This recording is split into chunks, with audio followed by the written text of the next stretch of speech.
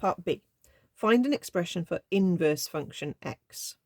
So the normal way I do it is to swap my x and y to start with and then rearrange. Okay, your teacher may have shown you to rearrange and then swap the letters over. It won't make a difference in the end. I think I just like swapping the letters to start with because then I know it's done and I don't forget it. So this is a reasonably straightforward rearrange.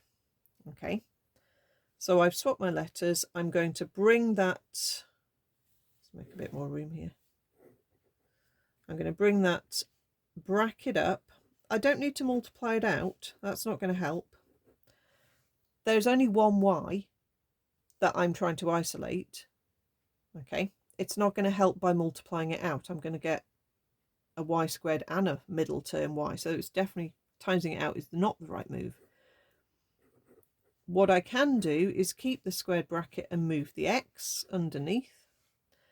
I don't want to square it out, so I can square root on the other side. I'm going to think about the sign of the square root in a minute. I'm just going to write it like that for now. You could root the 9 separately if you wanted.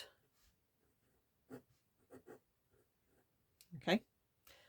And then I'm going to hop the 3 across.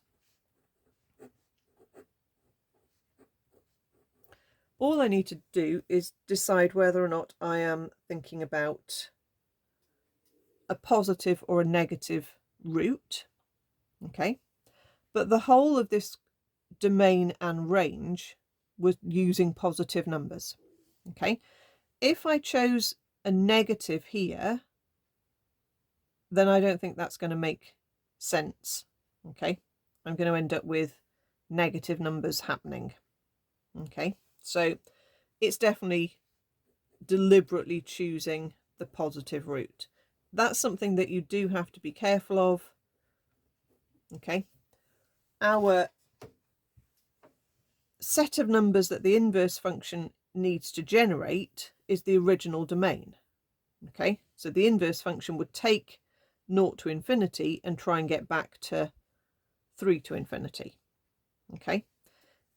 If you've got a negative root, you're going to end up with 3 take away something. So you're going to end up with things below 3. So it's definitely, I'm deliberately choosing the positive root here, and that's correct. But on a different question, it may not. It may be the negative root you need. So you just be careful.